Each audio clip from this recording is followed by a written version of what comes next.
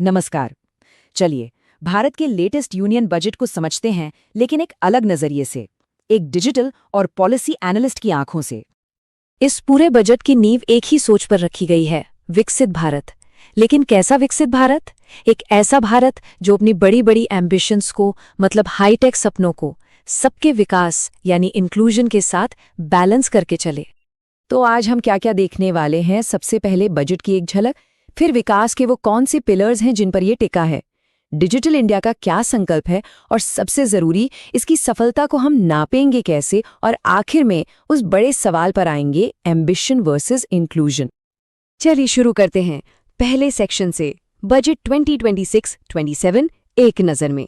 और इसका सबटाइटल बड़ा दिलचस्प है, reform over rhetoric, people over populism.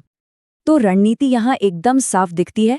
एक तरफ तो करीब 7% की तेज ग्रोथ बनाए रखनी है, महंगाई को काबू में रखना है, लेकिन जो असली खेल है वो है पब्लिक इन्वेस्टमेंट और एआई जैसी नई टेक्नोलॉजी पर जोर देना। मतलब मकसद सिर्फ पैसा बनाना नहीं, बल्कि टेक्नोलॉजी की मदद से गवर्नेंस को बेहतर बनाना है।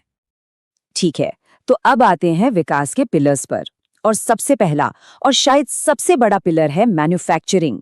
भारत की मैन्युफैक्चरिंग कैपेसिटी को मजबूत करना, चाहे वो पुराने सेक्टर्स हों या फिर एकदम फ्यूचरिस्टिक टेक्नोलॉजी। और ये तस्वीर उस विजन को बिल्कुल साफ कर देती है। एक ऐसा मैन्युफैक्चरिंग हब जो सिर्फ सामान नहीं बना रहा, बल्कि हाईटेक है, ऑटोमेटेड है और दुनिया से मुकाबला करने को तैयार है। अच्छा, अब इस लक्ष्य को पाने के लिए सरकार ने कई स्कीम्स का ऐलान किया है, और ये कोई छोटी मोटी स्कीम्स नहीं है।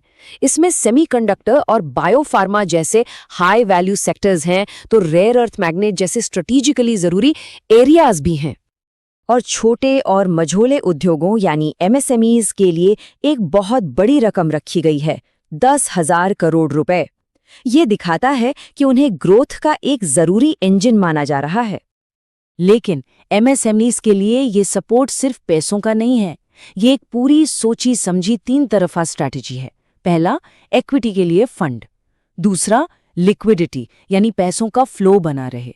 इसके लिए TREDS प्लेटफॉर्म को जरूरी कर दिया गया है, ताकि उनका पेमेंट अटके नहीं, जो उनकी सबसे बड़ी सिरदर्दी होती है। और तीसरा, छोटे शहरों में कॉरपोरेट मित्र के जरिए प्रोफेशनल मदद।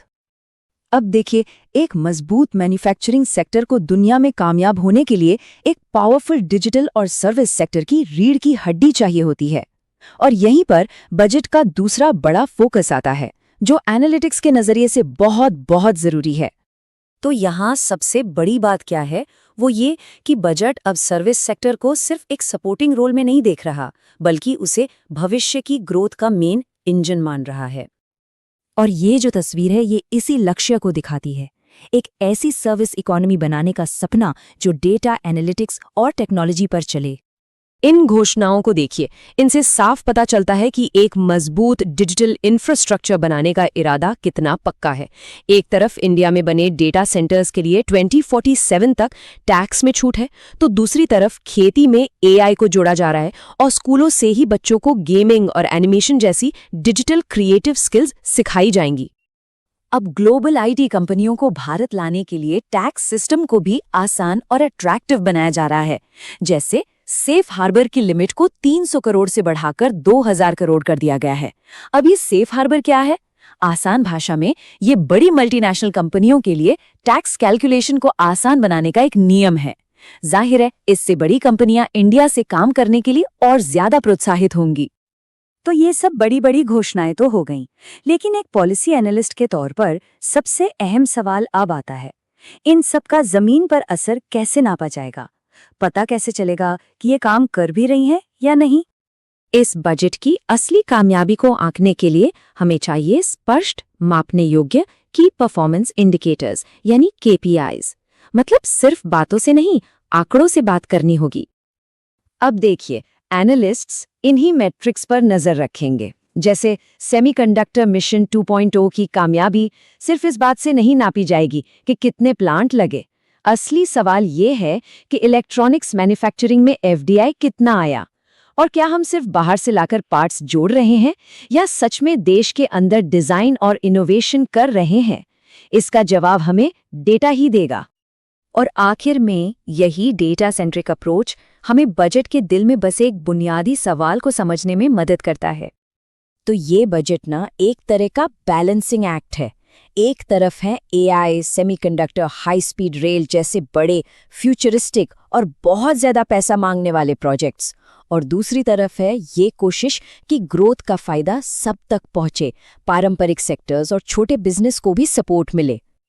तो सबसे बड़ा सवाल यही है, क्या ये बजट अपनी बड़ी महत्वाकांक्षाओं और सबके विकास की जरूरत के बीच सही संतुलन बना पाएगा? इसका जवाब तो आने वाले सालों के आंकड़े ही देंगे, और इसीलिए इस बजट पर नजर रखना बहुत जरूरी होगा। क्या भारत हाईटेक सपनों को समावेशी विकास के साथ जोड़ पाएगा? इसी सवाल का जवाब इस बजट की असली विरासत तय करे।